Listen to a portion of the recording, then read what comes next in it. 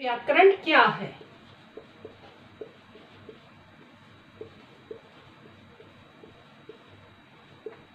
पहला प्रश्न आता है कि व्याकरण क्या है और इसकी उपयोगिता क्या है। व्याकरण यानी वी प्लस आ प्लस करण। वी विशेष रूप से या विशेष, आ पूरी तरह और करण व्याख्या करना। देखिए, करण हमारे कारक में साधन भी कहा है। वी विशेष रूप से, आ पूरी तरह और करण व्याख्या करना। यानी जिस भी शब्द की हम बात कर रहे हैं या जो भी हम कहना चाहते हैं उसको हम विशेष रूप से यानी अच्छी व्याकरण के द्वारा और पूर्ण रूप से वह बात दूसरे तक पहुंचे, इस तरह से हमें उस शब्द की या उस वाक्य की व्याख्या करना। यानी जो भी हम बात कह रहे हैं वो व्याकरणिक तौर पर क्या हो, वैज्ञानिक हो, उसमें किसी भी तरह की कोई त्रुटि ना हो, जिस कारण दूसरा व्यक्ति उसको सही रूप में ग्रहण करे। इसलिए उसकी आवश्यकता हुई है व्याकरण की। कि व्याकरण की आवश्यकता क्यों है?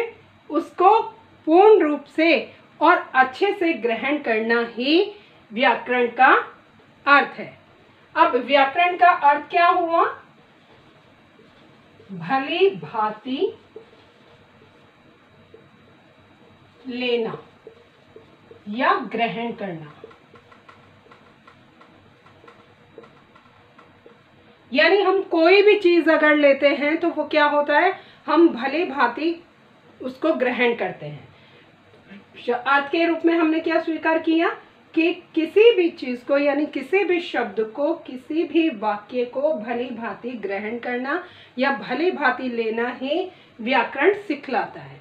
अगर इस रूप में हमारे गलती हो जाती है तो ये रूप जो है हमारा कहीं ना कहीं शब्द के अर्थ में परिवर्तन कर देता है। अगर मैंने कोई बात कही और दूसरे ने उस बात को अर्थ के आधार पर गलत ग्रहण किया तो वहां पर क्या हुआ, कहने वाले की व्याकरणिक त्रुटि हुई, जिस कारण उसने उस बात को भली भांति ग्रहण नहीं किया, यानी उस बात को भली भांति नहीं लिया और ना ही उसको समझा, जिस कारण उसको व्याकरण के आधार पर बात का अर्थ पता नहीं चला। अब हमने यहाँ पर जाना कि व्याकरण क्या है, यानी वी प्लस आ प्लस करण विशेष रूप से पूरी तरह जिस बात को हमने ग्रहण किया वह हुई हमारी व्याकरण। अब व्याकरण की आवश्यकता क्यों हुई या व्याकरण के बिना भाषा क्यों अधूरी है, ये बात जाननी जरूरी है। देखिए, भाषा यानी हम जो भी भाव अपने विचार जो है हम दूसरे को पहुंचाते हैं वो हमारी भाषा का माध्यम होते हैं। अब उन भाषा के माध्यम को हम कितने सही तरीके से दूसरे तक पहुंचा रहे हैं, ये बात जानना और ये बात समझना हमारे लिए बहुत ज़रूरी है। और उसके लिए हमें आवश्यकता होती है या उसके लिए हम सहारा लेते हैं भाषा का। और व्याकरण जो है हमें भाषा के उस शुद्ध रूप का ज्ञान कराती है। भाषा क्या है और व्याकरण क्या है, यानी अभी लिया हमने भली भांति रूप से कि वह माध्यम जो हमें भाषा के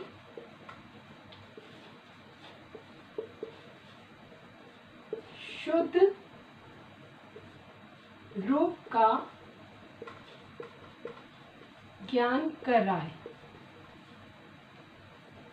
यानी भाषा को शुद्ध रूप देने के लिए हमें व्याकरण की आवश्यकता हुई और वह माध्यम क्या हुआ, व्याकरण हुआ, जो हमें किसी भी शब्द को शुद्ध रूप से हमारे तक पहुंचाता है। वह माध्यम जो हमें भाषा के शुद्ध रूप का ज्ञान कराता है वह व्याकरण कहलाता है। अब व्याकरण किन आधार पर या किन चीज़ों के लिए, या क्या इसके पार्ट हैं, क्या इसके अंग हैं, ये सब चीज़ें जाननी बहुत ज़रूरी है। अगर भाषा में व्याकरण नहीं होती तो भाषा का शुद्ध रूप नहीं निकल कर आता, और अगर भाषा का शुद्ध रूप निकल कर नहीं आता तो मनुष्य और पशु दोनों में एक समानता होती, क्योंकि मनुष्य अपनी बात को कह रहा है लेकिन वो व्याकरणिक तौर पर शुद्ध रूप में नहीं पहुंचा रहा, और पशु जो है अपनी बात को नहीं कह सकते, तो दोनों कहीं ना कहीं एक समान है। उस समानता को दूर करने के लिए जो है हमें भाषा और व्याकरण की आवश्यकता हुई। अब भाषा और व्याकरण की, यानी पाणिनि ने व्याकरण शास्त्र कहा है, उसको हम ग्रंथ, कोई ग्रंथ कह देता है, कोई कुछ कह देता है। तो भाषा का क्या है, व्याकरण का क्या है? व्याकरण का आपका एक पूरा व्याकरण शास्त्र है जिसको पाणिनि जी ने लिखा है। व्याकरण शास्त्र में क्या कहा गया है? व्याकरण शास्त्र के आधार पर अगर हम बात करें तो वह शास्त्र जो हमें लिखना, सुनना, पढ़ना और बोलना सही और शुद्ध रूप में सिखाए, वह व्याकरण है।